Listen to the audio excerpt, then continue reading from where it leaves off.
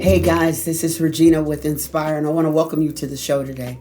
Today we have an incredible couple with an incredible story. They have a backstory that many of you need to hear that I believe will personally help you get over some things that you can't see or find purpose in.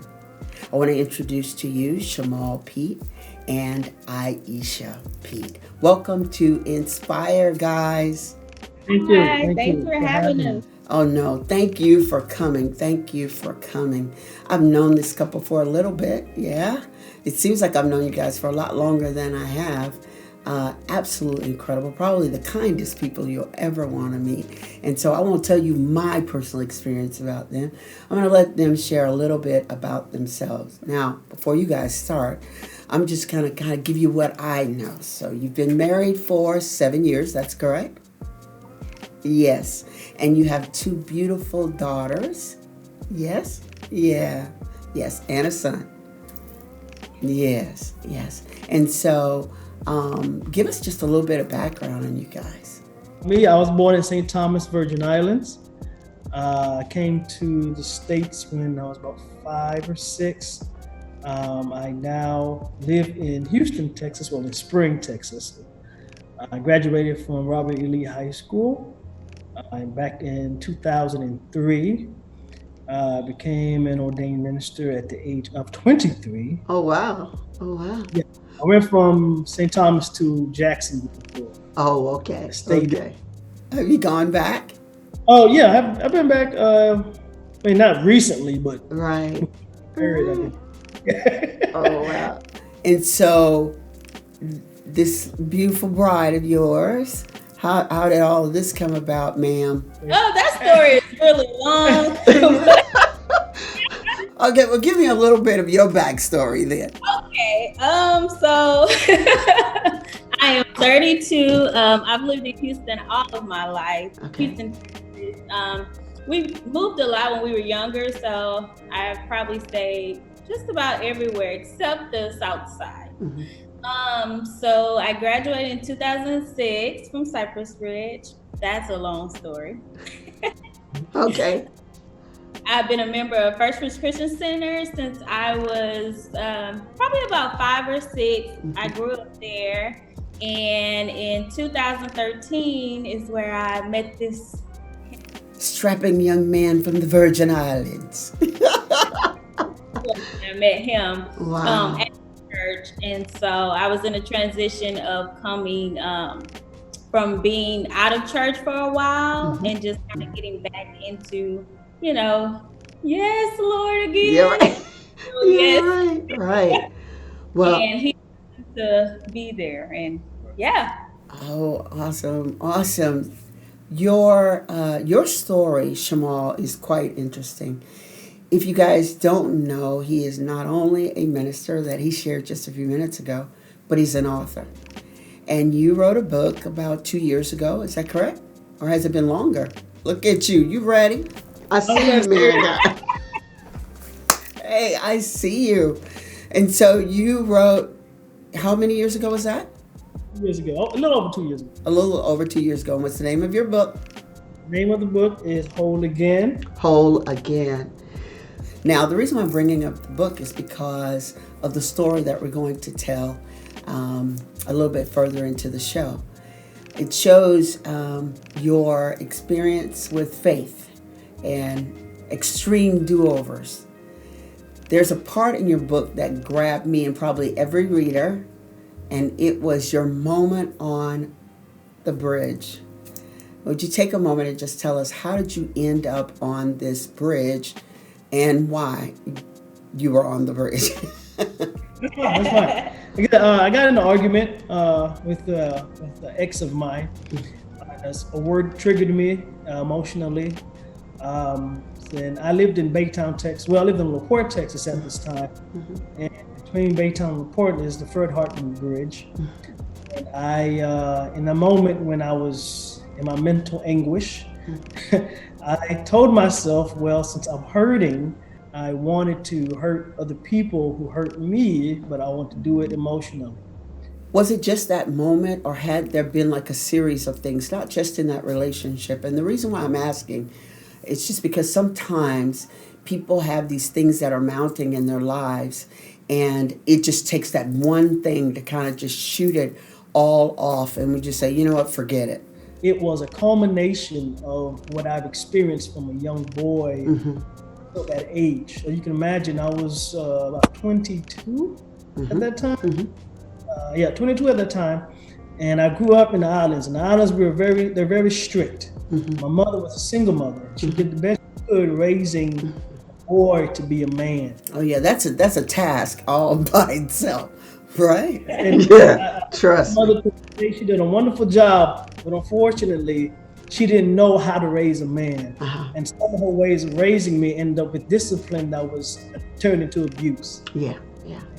Also, I was molested when I was a little boy, and just traumas on different levels. And I never got the chance to express how I was feeling. Usually when we hear about young boys, we tell them, don't cry, get over. So you can imagine all those years of not crying, all those years of feeling pain and not being able to release that in the moment when it happened. So in that moment, when you went through whatever that was that you were going through in that relationship, that was the moment that all of this stuff came to a head. And you decided. To the bridge. Wow, it drove you to the bridge. Drove me to the bridge. It wasn't the argument. It was everything else. Yeah, it was just kind of like that one more thing inside of the suitcase, and it just blew open. Yeah. Wow. And so you get to the bridge, you're climbing, you're getting ready to jump off the bridge. Really, you've climbed over. So this time, man, it gets real intense. Yeah, I'm trying to get there because I was on the plane like going, what? Yeah. So when I finally got to the bridge, I had an old, it was the 04 Dodge Durango. And I love that truck. But yeah, I love that truck. But what happened was I was on the phone with my ex, and I said, I was talking crazy to her, and I held the phone out the truck so she could hear the wind of the vehicles passing by. Where are you? And I could hear the panic in her voice. And I just threw the phone down, and I ran to the edge where there's on this bridge. There was like a sidewalk and a rail kind of, and I stood up on the top of the rail. Oh my goodness! And I was hanging. Well, I leaned on the pole with my standing up on the rail. Oh my goodness. The guy drove up and he looked at me and said, "Sir, are you okay? Do you need help?" I didn't say anything. I looked at him like with a look of disgust or any kind of evil look, and he just drove away. No, wait a minute. Okay. You were standing there on the rail. The top rail, yeah. On the top rail, like there's no other rails. That's it. You could just fall over. Right over, yeah. Now, you were going to fall over into water. There's water, yes. Okay, was going to be water? Okay. All right, I totally painted a whole nother picture of that moment. I thought you were going to fall into traffic. But water is not good either if you're going to kill yourself, too. I think maybe about 500 feet. 500 feet? Yeah, it's okay. So this guy sees you. You look at him angry. He's like, okay, brother, just do what you're going to do. I'm going on. Yeah. So it wasn't even maybe a minute later. I'm hearing sirens and helicopters. I mean, it was like wailing, right? And I can tell. I knew they were coming for me. I knew it. It was came from both directions. I could tell. I could hear it was coming. So it was an undercover detective. He was like an unmarked vehicle. He pulled up and he said, "Hey, are you okay? Let's talk about it. What's going on?" And I said, and then I started saying, "Oh man, everybody say I'm crazy." And so I started just yelling. I was yelling out everything I experienced from a 5-year-old little boy. Oh my goodness. What I was telling him was what happened to me when I was the things I couldn't get out for. It just started coming out then? Spilling everything. Like, they say I'm crazy. Nobody won't listen to me. I'm hurting. So I was unloading all that on the detective. Of course, he didn't know what was going on. Right. But it was, and I didn't know what to do with it. And he kept coming closer. And he said, let's talk. I said, I don't want to talk to you.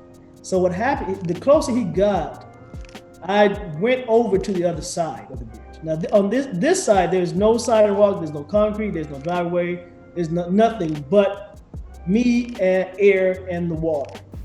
No other pole, no nothing. I'm literally hanging on the railing. I have my hands in the lock, but if I were to open my hands, you know how you lock your hands like this? Yeah, on the rail. I was hanging my feet. So you have stepped over and you're just holding on to the rail and your body's hanging. All you had to do was just open up. All I had to do. And you would have dropped. He wasn't able to stop you? No. You just moved quickly. I jumped. It was one smooth motion from when I saw him coming. And so you jumped. I jumped over and grabbed it. And grabbed the rail before you could go down. Okay. And at this time, I am bawling my eyes out. I was wailing, and I remember I was dangling. Only thing I could say was, "God, help me." It's the only thing I could say in that moment. My God. And what happened? This is where it took a turn, because I knew nobody was on the other side of where I was. Right. Nobody was over there. Right. But it felt like somebody grabbed me by my right arm, between my arm and my elbow, and with one hand just pulled me effortlessly. Oh my goodness. Oh my goodness. Well, then when I got over there, I'm seeing 3-4 helicopters, the ambulance, and like it just pulled you up over the rail. The guy's not close to you. Nobody was there. You didn't climb up. You were pulled up. You said, "God help me," and then you were pulled up. By the time I finished that "God help me" sentence, I was pulled over to the other side. Man, we could blessed be the tide right there. And there goes the interview. We just God. They came and they grabbed me. Of course, they put me in handcuffs, and they did that for my own safety. Of course. And took me to West Oaks Hospital the next morning. I spent the night at Bentop Hospital on the top floor. Mm-hmm. West Oaks Hospital is the mental institution. Right. I was 4 days. 4 days and 4 nights. And your life has never been the same since. Never been the same since. Wow. So we have this. This is your story. And so, but then we got her over here.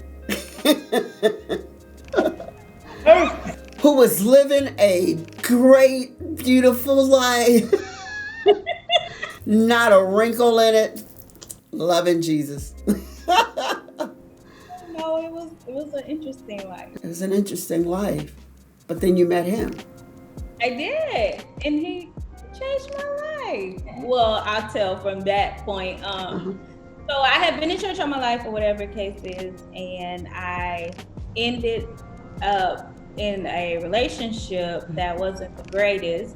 It was very abusive, and a lot of arguing, emotional abuse, physical abuse, just a lot of abuse. And I knew God. I always had a relationship with him, but I wasn't, in that place of really trusting him and things like that. So by the time I decided I wanted to be out the relationship, I remember it was so crazy. I told my mom I was gonna leave the guy, and he wasn't having it. So I snuck away. I got an apartment. My grandfather got me an apartment, changed my number, all that stuff. So I was kind of in hiding. I would say for the first 6 months or so. Wow. And then eventually he kind of just, went on to the next thing. He didn't want me, so it was fine. Right. And so I started coming back to church, in the Bible study, Sunday school, stuff like that, and just letting God heal me from that hurt, and just letting me know that he loved me and he cared about me and he had the best for me. And so while I was going through that. Hang on a second, let's back up. When you were talking about like you were in this thing and it was abusive, it was verbal, it was physical. What was going on in your mind? Like normally when I hear women say that, I'm saying to myself, what would make you stay? Was it that you felt like you didn't deserve anything better? Were you there because you felt like you loved him and that he would change? What was going on in your mind when that was happening? In my mind, I feel like I thought that it would get better, that it would change, and a part of me felt like you know how when someone tells you it's not going to work and you want to prove them. Right. So I had a lot of that going on too, because I was like, you know, everyone's saying this isn't working, so I'm gonna make this work and prove them wrong. So that was kind of my headspace, but eventually, Yeah. Oh, wow. you know, I got to that point where I was like, okay, this is, and it wasn't easy because even though I had left him, you know, I still had those nights where I was crying and just trying to, you know, I missed him. I had a lot of emotions going on. Right. I couldn't explain it. It was just me and Jesus in my little apartment. Wow. The reason why I'm having you guys to share like a little bit of your backstory is because of the way you walked this next part of your story out and how you came out on the other side. I mean, just so powerfully, even in the throes of it.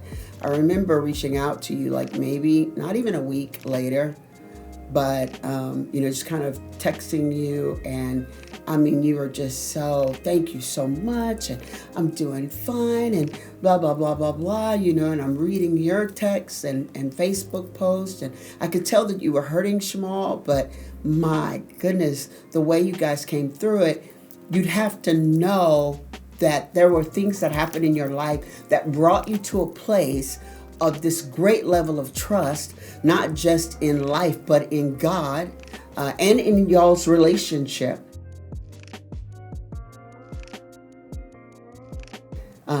You know, it's absolutely amazing. So let's kind of fast forward a little bit, unless there's something. Did you want to say something, Shamal? Yeah, real quick, because I know I know where we're going, but I want to say before we get there, how I, in a sense, got my healing or continuing my healing. It wasn't just through church. I went through counseling. Yes. Not only did we pray, but I spoke. I talked to someone. I got healing for my mind, not just my spirit. Okay, let's back up. You said you spoke. Explain that. I was able to talk. So you just started emptying out, getting it out. Okay. I had a maze of emotions, I like to call it, that I didn't know how to navigate through. Me talking to someone helped me understand what I was feeling, how to connect with my emotions, how to properly express my emotions, and how to get through these emotions properly, because I didn't know what it meant to cry. Or then when I did start crying, I was crying too much. So that's the thing. So I was like, is there such thing as crying too much? I need for somebody to clear that up. I was always crying. I'm like, what is wrong with me? I shouldn't be crying for everything. So I had to figure out, like, I was connecting to the little boy who never cried. So he was trying to figure out how to really. You're going to make me cry if you keep on going. So all of that counseling, and you know, we can later on we go through who the counselors were, but right now we went through that, and it really transformed me and helped me to get through where we're going. We're about to talk about really that took a toll. Is that what happened with you also? Was it counseling that helped you through, or did you just kind of come to a place in your walk that, you know what, I'm just going to trust you? I don't know for where we've been. Where you were. Yeah, because I don't know where we went. Right. I would say, no, I didn't have any counseling, I would say.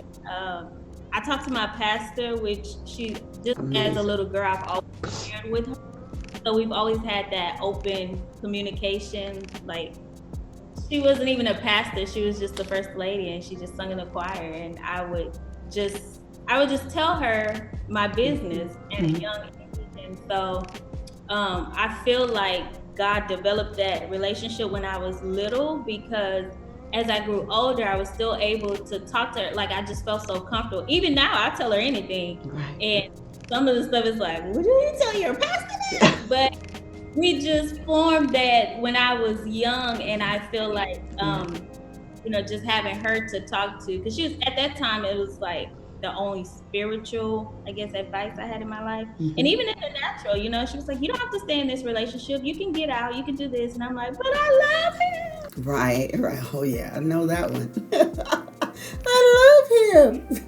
I was in a situation really when I was younger, and I said, I wish someone would have held me hostage and locked me up in like a closet and just fed me like through the door and didn't let me out until my mind was straight. But fortunately, it did not happen like that. And the process has truly been beautiful. So you need people. You definitely need counselors. And can I say this to you, to our listeners and Inspire? If you were raised in a environment where you were taught to go to counselors and to have that type of assistance, even while you're serving God, that it was wrong. I'm not trying to come against your overseer, your pastor, or whomever, but I'm telling you, there are some spiritual counselors who can help you navigate. And if you find yourself in a place before you end up on the bridge and need a supernatural encounter, reach out. There are people that can help you. So let's get back to you guys. So you guys get married. You have these beautiful girls. Amen. Yeah, right? Okay. And so we get pregnant again. Can I be honest with you though? It was like, and you have to know her. She's so little. She's so short. How tall are you? Like 4'9". 4. I don't even believe that. I think you're stretching that one too. She's so little. She's teeny 19. And so I'd see her from time to time, and she would be pregnant. And I do mean from time to time. It's like, whoa, is she still pregnant? And it's another baby. Don't feel bad, because that's what they were doing to me. Like, is she pregnant again? I remember one time crying and telling my mom, like, I don't know how this happened. My mother on the phone, I'm in California, she's here in Texas, and she goes, you don't know what happened. I just hung up the phone. I'm not talking to you. You're supposed to be supporting a sister. So, but anyway, I'd see her little self, and you would be pregnant. Oh my goodness. And dancing. I'm like, what in the world is going on? And so this is your third. Yes. This is your third pregnancy. And you got the 2 girls, and you are pregnant with a little boy. A little boy. Man. Shamal, your chest was like stuck way out there, wasn't it? Oh, boy, I was like, that's finally got my boy. Finally got your boy. And I tell you what, you look boy pregnant, Shay. Oh my goodness. Oh, those boys. From the back, you don't look pregnant, but from the front, woo-wee. Yeah, you really carried big. And honey, you were dancing, and I mean, you would blow me away. It's like I felt like we need to like put our hands around you whenever we see you, protect you or something. But man, you didn't slow down, not for one moment. And so it was a great time of celebration. And what is your son's name? Nathan Asher. Nathan Asher. So let's get down to the story of Nathan's birth. All right. So you're healthy. During the pregnancy, Nathan is healthy, right? During the pregnancy, and we get to week 31. Yes. So we're at week 31, and so I've always had a history of, when I had first kid, I had gestational diabetes. Mm-hmm. Well, apparently it decided to stick around, and we didn't find out until we had the second kid. Uh-huh. Mm-hmm. After the second kid, we went back and forth to a endocrinologist just to kind of figure out, is this real diabetes? Is it fake? We don't know. So that's still up in the air after all these years. But so the process was, I would not only see a OB, but I would see a specialist. Mm-hmm. Mm-hmm. And so I went to a specialist probably twice a month, and then once a month I would go to the OB. So that's pretty much how all the pregnancies have been and have been. Mm-hmm. I was taking insulin and, just the vitamins and everything like that. Right. So pretty much had it down packed because we've done it twice before. So pretty easy and smooth transition that we were through. And everything's going good. Yes, So everything fine, was healthy. Yep. We get to week 31, and what happened? So the week before was our anniversary, and we celebrated. How many years was it? Like it was 2019. So 6? We're celebrating our 5 years. Oh, 5. Okay. All right. 5. All right. So we were celebrating that, and we didn't do much because I started having pain, like carpal tunnel, in my hand, and so I reached out to my doctor. It was really painful at night. Like I couldn't even sleep. But baby's still moving, all that good stuff still going good. So this is a Monday night. I'm actually in pain, and I'm like, in the morning, I'm calling the doctor. This pain is just too much. Reading on blogs and different things for mothers that's pregnant, they were like, oh, well, if you go see a chiropractor, that could like help the pain and the blood flow in the hand and things like that. So I made an appointment to see a chiropractor that Tuesday morning, actually. But that night was really different. The Monday night or the Tuesday night? The Monday night. The Monday night. Okay. So the Monday night, same routine. We ate our dinner. I sat on the couch. About 7 o'clock, my hand is back in its normal pain. So my hand is hurting, and I'm just kind of up and down all night. And I remember I laid down on the floor because I would lay in the girls' room, which they did not sleep in that extra room. You don't sleep in any room. No, they sleep in your room. Yeah, I know that one.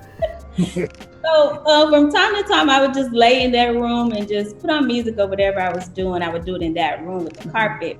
So I remember laying on the floor and just kind of crying, and the pain is just not going away. My hand is in so much pain. I am laying on the floor and I'm just kind of laying there, just crying and praying and all that going together, having a moment. Right. The next morning, it's Tuesday morning. I've made it through the night, and I get up and I was thinking about going to work, but I had made the appointment to see the chiropractor for like 10 o'clock.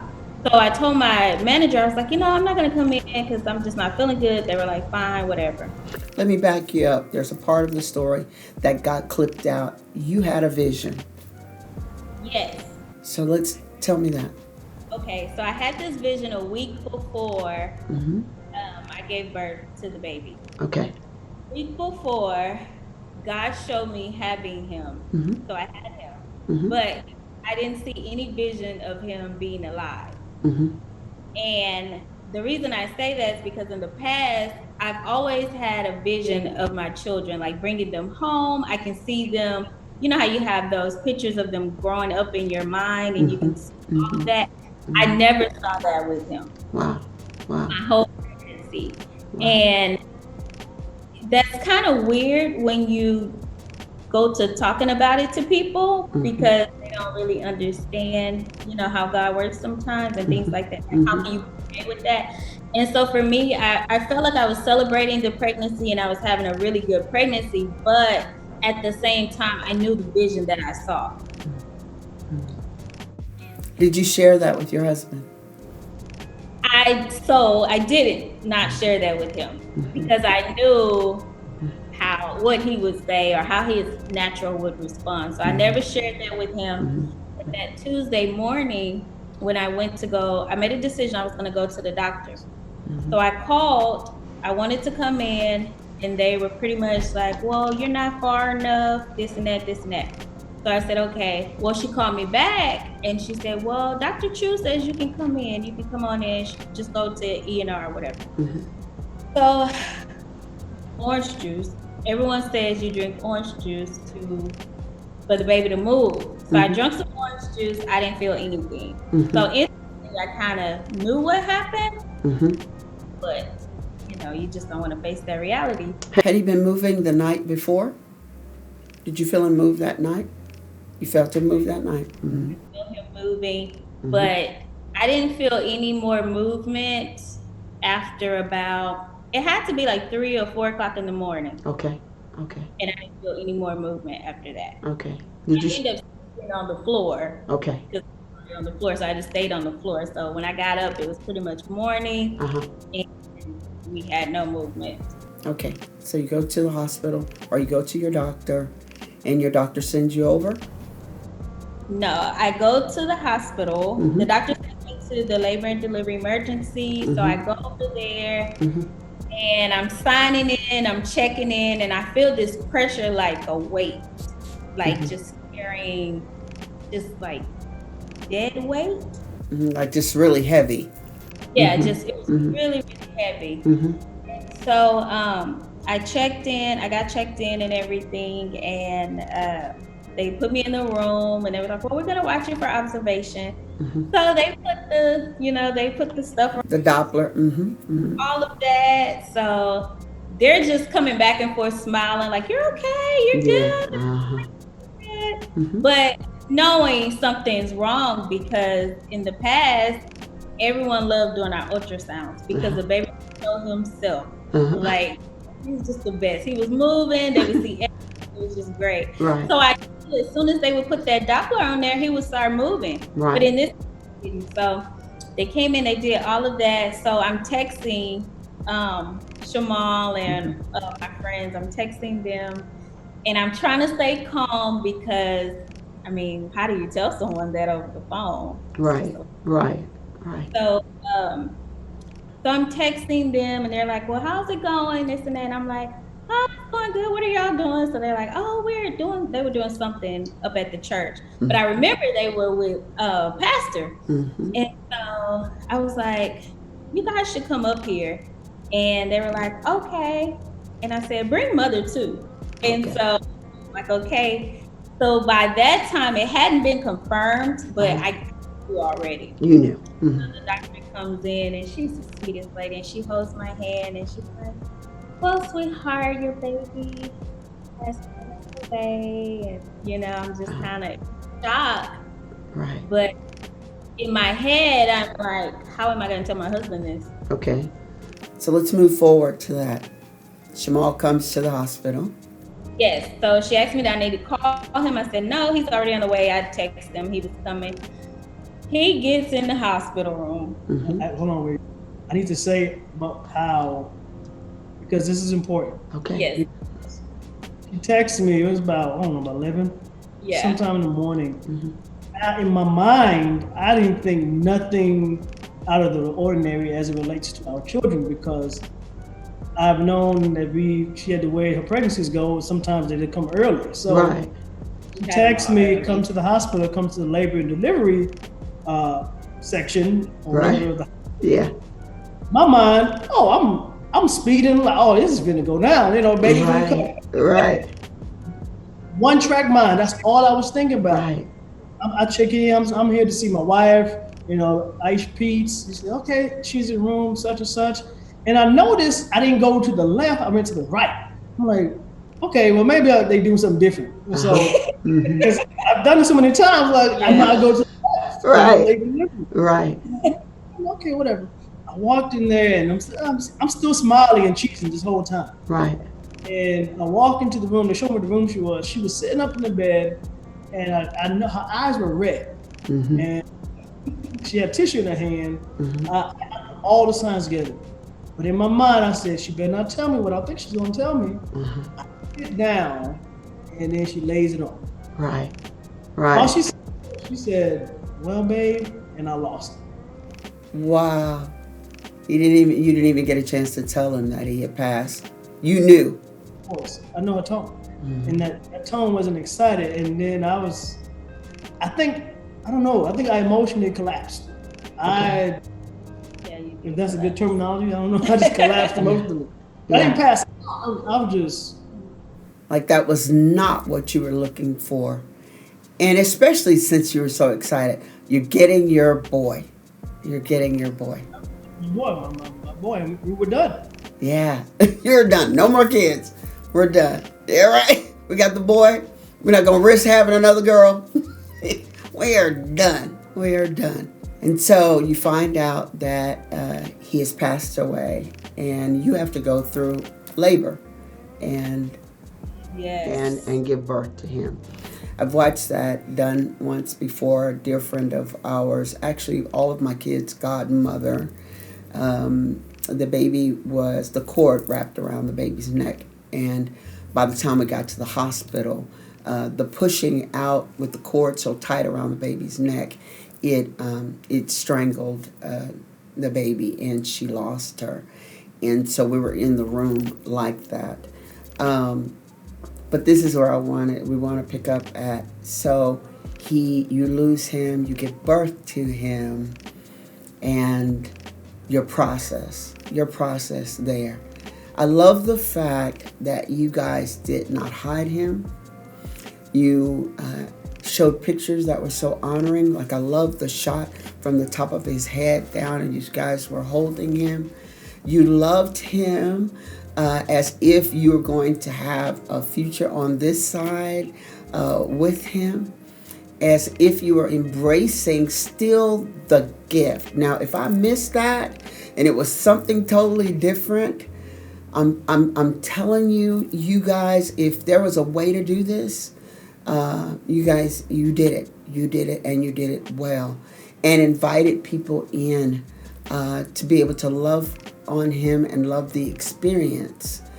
You guys, share with me. I mean, I'll share from my perspective first. Yeah. Well, for me, again, we went through grief counseling. Right. Now, initially, I wasn't going, so let's get that out. I told my pastor, look, I'm gonna give you about two classes, 2 sessions, Right. and I'm going back. Right. I was hurting, Right. On the stage of grief, I was denying what happened. Right.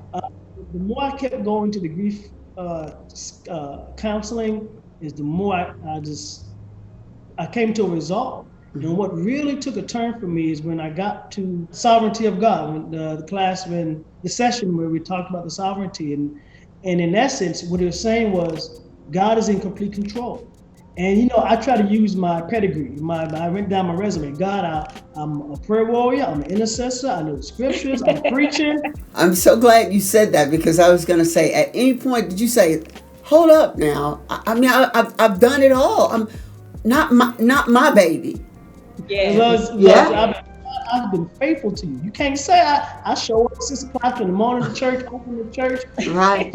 I put the music on. I'm like, God, you messed up on this one. Right. Right. When I got to that class, the sovereignty, that session, it opened my understanding. Like, he's in control.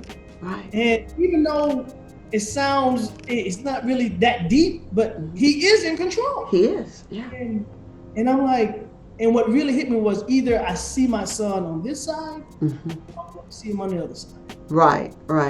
Belief is, I believe in Christ, and I believe in the spirit of my child went back to and I rested in that, knowing, and with that I was able to, because and I can't start naming names, I'm gonna get in trouble, but the entire church family, my mom, my dad, my son was there for us, and we let them in, because true enough, the entire church was excited we was having a boy. Yeah, everybody was excited. We had a whole party, the church, because the Peets are having their boy, and we're gonna celebrate. Right. And so I had no choice but to let them in, because the church was grieving. So I had to, like, this is not just my pain. And so when I got to that, the sovereignty, I'm like, man, this affects a lot of people. Yeah. And because we serve a God, and I know how good he can be, how good he is, let's because this hurts all of us. Right. Easy. So that's my take. It can go on, but right. Okay, so Shay, at any point in time, God gave you heads up. You knew. So you already had heads up. Did that help at all? No. No, it was actually, if I be honest, it was more scary. Because I was like, why would he tell me this and do it? Right, yeah. Sometimes, and I think it's just me, because a lot of times, I see visions and I hear different stuff, and sometimes I'm like, am I tripping? Something's wrong with me. Like, be somebody. Like, right. The reality was that that's what it was. Right. He showed me that, and in going through that, because not only was it just that, but it's like, I had to have the whole C-section, so you're healing from that, and Mm-hmm. blood transfusion. It was just a lot Right. that went all Right. of that story.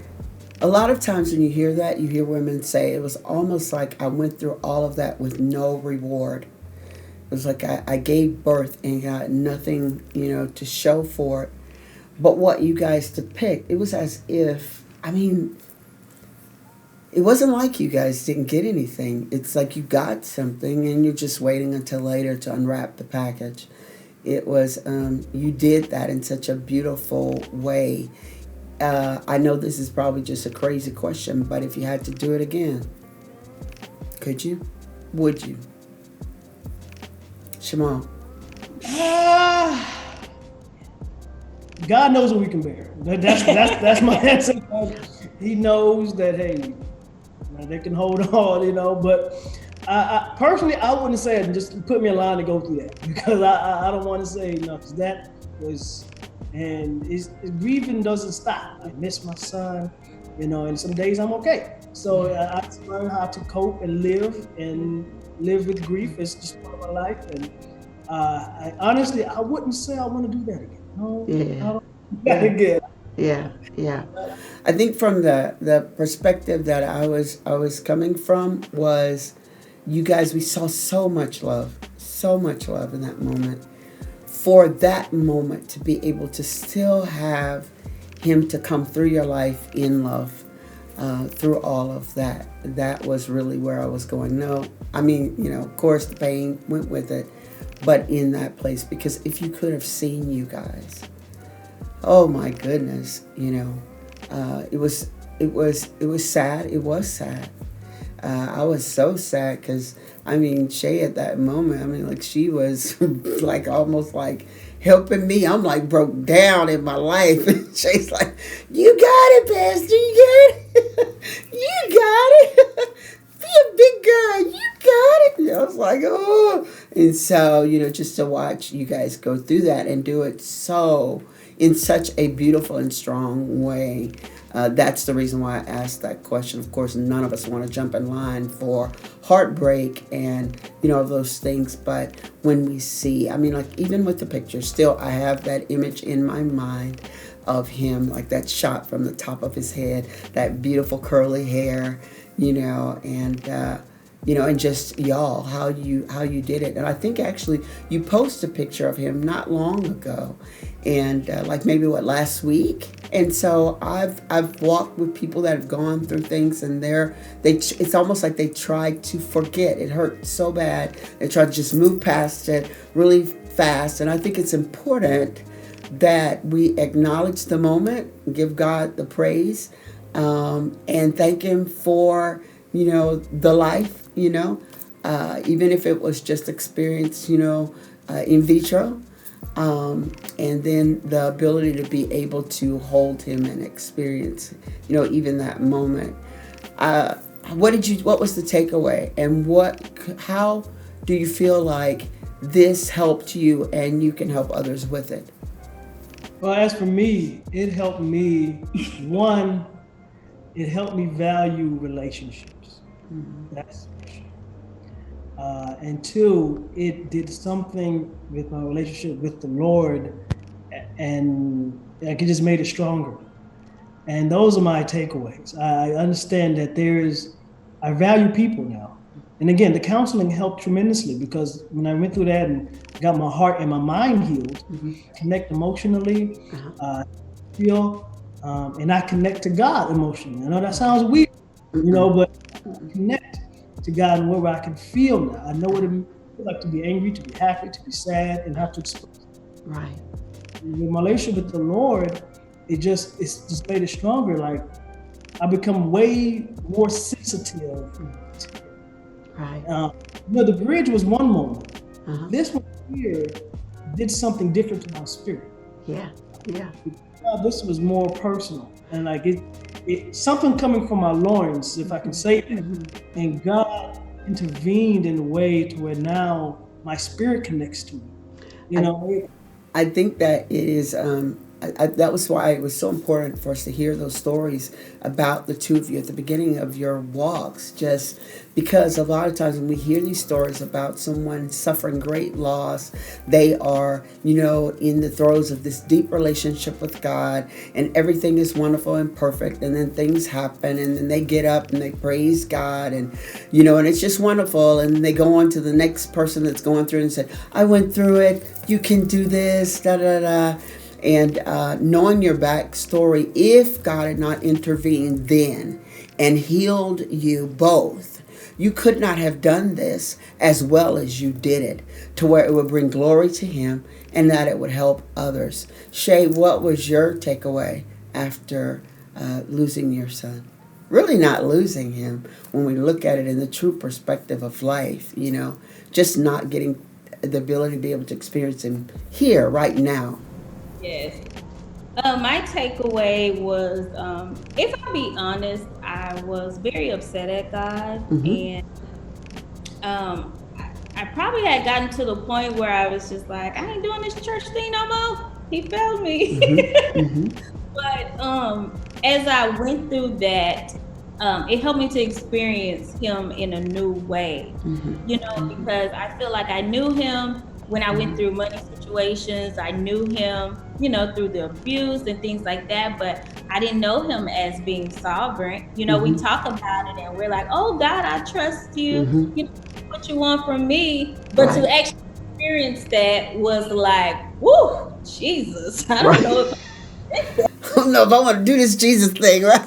Yeah, right. Yeah, it gets real at times. Real. Yeah. But it was rough, it was ugly, just letting it out. And for me, it helped me, because I was always kind of just not really ashamed of God or anything like that, but it kind of made me more vulnerable to His presence, to Him. Like, I just didn't care, because I knew He was the one who could heal me. He was the one who could put those pieces back together for me and give me a sound mind. So even though you were frustrated, you knew He was the only one that could fix it. And so you went anyway, mad. Went anyway, lips all pooched out, just mad. And went Just still. mad. I think it's important that we say that, because people think that when they go to Him, that they go to Him like, always, in this very reverent, trusting, understanding place. And it's not like that. It's not like that always. Yeah. I used to teach this thing. I would teach this thing and I would say, you be real with God and He'll be real with you. And so, I learned how to do the whole big lips pooching out and throwing the fit, and then allowing Him to do exactly what you said. Take the broken pieces and make something absolutely beautiful. I interrupted you. What were you saying? Were your lips pooched out too? Is that what you were saying?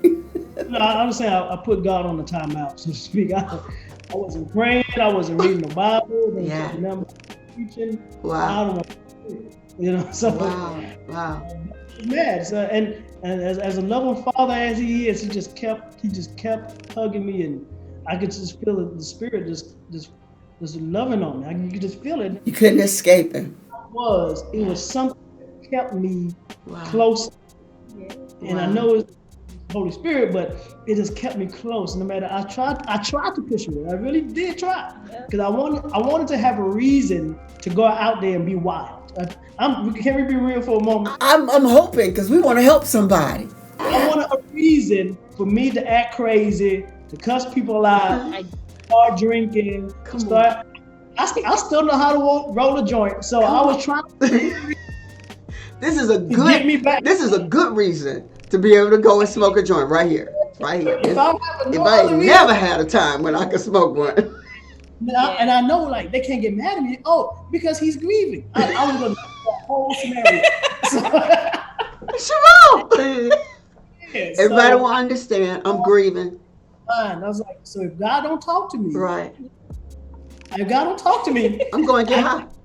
I got a space to do what I want to do. Yeah. And He didn't let me go. Thank God He kept you. And I was trying to ignore Him as much as I can. But the 3 or 4 o'clock nudge. Yeah. In the cool thing. Yeah. Come on. Wow. Well, guys, I want to thank you so much for sharing with us today. I mean, truly, it's a blessing. And to have watched you and to know you is an even greater blessing. Before we go, though, there are some people, we are in some crazy times right now, especially for people who don't know that it can be and it will be okay. So for those that are in the storm, we're going to let Shay, because I already know the preacher in you. You might bust out, start praying, and start laying hands on the screen. We're going we're going to start with Shay, to that mom that lost her baby and is wondering, how am I going to be able to do this again? You know what? Wait a minute. Before I go, how did this affect y'all's relationship? For me, I would say it did affect our marriage, but because we already had God in the marriage, and just this happening, we were able to understand, if he was quiet one day or whatever the case was, we gave each other the time, just to breathe. And it's like I just started understanding if he was too quiet, or I would, are you okay? Are you doing this? And he would get so frustrated because I was asking him, was he okay? But I wanted him to know, like, I'm here for you, even though I'm hurting too. I have all these people who are, they check on the mom. Right, of course, yeah. Yeah, so good point. Good point for you to say that we need to be mindful of the dads. Go ahead. They hurt too. So it was interesting, but it was good. It was God. We had our day. It was like, don't talk to me. I ain't talking to you. Right. I'm gonna sleep in here. Right. I feel like I did blame him at a point, because I was like, I'm pregnant, I'm chasing children, because the girls are toddlers, and I'm still doing my everyday activities. So, even though God shared with me or whatever, just the thoughts in my head were, well, maybe you wouldn't have been over and cleaned the bathtub, or maybe if you wouldn't have been mopping, maybe. So you were trying to escape the guilt of what you might have done by putting it off on him. I'm like, I didn't have to do it if he'll help me. Right. And you, Shamal? Yeah, and I blame her because I'm like, if you were dancing at church, you had not been up there worshiping God. Yeah, you were sitting down like a good wife wouldn't be here. And again, the doctor explained it. It's a scientific placenta abruption. It happens. Right. It happens. It had nothing to do with her dancing. Nothing to do with her. And nothing to do with you cleaning that tub. No. Oh my goodness. It happens. Yeah, and, it does. It does. It happens, right? So again, I blame my pastor too. I'm like, she didn't pray hard enough, All I can say is I'm glad I was way away. I blame my mama, my mother-in-law. They stressed my wife out. I was blaming him. I wanted to put the blame on somebody. Yeah, right? Yeah. When we hurt, we want somebody to take responsibility for that. But the thing about it is, even when we point the fingers and say it is you, it's not going to make my hurt go away, because the thing that I wanted the most, I cannot have. So it doesn't matter who I point the finger at. That I don't get. And so, but for some reason, we think that it'll make us feel better. Trust me, I didn't lose a baby, but we go through things in life, and you really, if you had act better. If you had, I'm crazy because of y'all. It's like, no, ma'am. That's not the case. This is life. This is what this is called, life. Life happens sometimes, and sometimes it happens hard. So we're getting ready to wrap up right here. I love you guys so much. I appreciate you so much. But that encouraging word to that mom, and then we're going to get to you, Dad, for that mother who might have just come through that.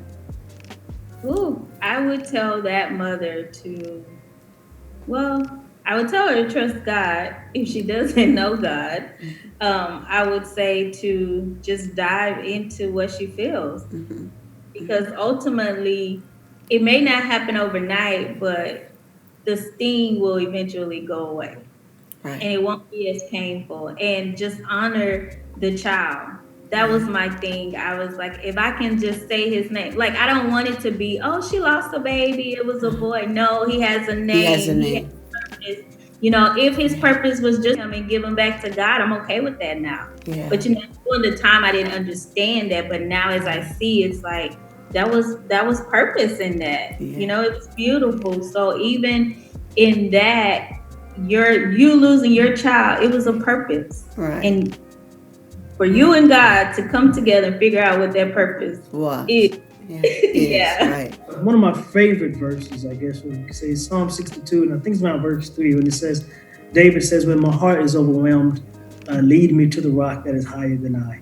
And David, being the warrior he killed giants and tigers and lions and bears. He did all that. Yeah. But yet he was vulnerable enough to know, as strong as I am, as manly as I am, I get overwhelmed. Yeah. I want to say to the men, the fathers, the dads, who have experienced any kind of grief. It doesn't have to be a stillborn. It could be an older child. Grief, it comes in many shapes and forms. Yeah, but I would say, feel what you feel. And it's okay to cry. And when you get overwhelmed, David also said, lead me. So what are we following? What is leading us? So we got to be careful that when I'm feeling those emotions, feeling overwhelmed, I ask myself, what am I following? What's leading me? Right. And it's when you're a child of God, you want to be led by the Spirit. Right. By the Spirit leads you to a place of comfort, healing. So that way you don't get led into addictions and just going down to a downward spiral. So I want to encourage the fathers and the men of God and just the men, period. It's okay to be a man, to be strong, to be, tough and rough, but it's also okay to be a man with emotions and knows how to connect mentally and emotionally to what you experience in life, especially with what's going on in the world today. Men, sometimes we panic because by nature we want to provide. By nature we want to put our hands on something, and the times that we don't know what to do, with me, I can't say it's for everybody. For me, I found comfort in God, and what I love to do. I play my guitar, or I'm on my technologies, whatever, my many technologies. Men, we get older, but we still have toys. Just the toys change. I went from Tonka trucks to technology, computers, laptops, and guitars, and all kinds. So it just finding that avenue, finding that place that that gives you that peace, but don't become completely dependent upon that, but also leaning into what you're feeling and trusting in God. I want to just make sure trusting our Lord and Savior, Jesus Christ. Hey guys, I want to thank you again for coming. You have heard the testimony of the Peets, Shamal and Ayesha Peet, and their beautiful son, Nathan Asher, right? All still doing the works of the Lord. Hey guys, I know you heard us talk a lot about, our relationship with God. And if you are watching this and you don't have a relationship with God and you are in need or in trouble, let me tell you something. He's not going to push you away and say, you know what? You're not serving me and I don't have time for you. You too can cry out to him to help you. And it's amazing how he has people that are already mapped out to help you to navigate through the storm in which you are in. That storm many times leads us to the knees of God. I love that he is referenced Abba, and Abba means Daddy God, the God that we can go and lay our head on his knee. And he wants to be that for you today. So I don't know where you are or what you're going through, but I know that this interview was necessary. And I believe that as you hear it, it will bless you and you'll have a great takeaway. Hey, look, this is Regina, and you have been watching Inspire. Join me again for more inspirational stories that will encourage you to do what? To be inspired so that you can go forth and inspire others. Thank you. We'll talk to you soon. Bye-bye, guys. Bye.